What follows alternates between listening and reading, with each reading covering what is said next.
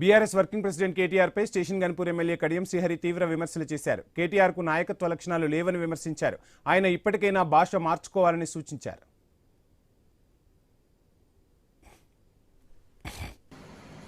ఆయనను తెలంగాణ ద్రోహిని సంబోధిస్తున్నావు అంటే అధికారం పోయడానికి ఇంకా బలుపు తగ్గలేదు అనేది అర్థమైంది. కేటీ రామారావు గారు ఫ్రస్ట్రేషన్ లో ఉన్నాడు. ప్రజల నుండి ఆమోదం రావడం లేదు, పార్టీలో కూడా ఆమోదం దొరకడం లేదు. నువ్వు ఒక విషయంలో సిగ్గుపడాలి. నీ నాయకత్వ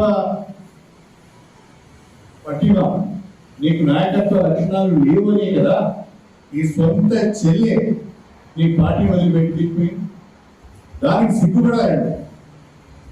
వేరే వాళ్ళని విమర్శించే ముందు, వేరే వాళ్ళని పెద్ద పెద్ద మాటలు మాట్లాడే ముందు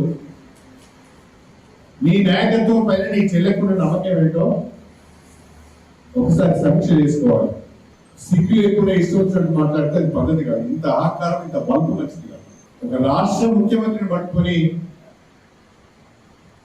పరుష పదజాలను ఉపయోగించడం సభ్యత కూడా కాదు.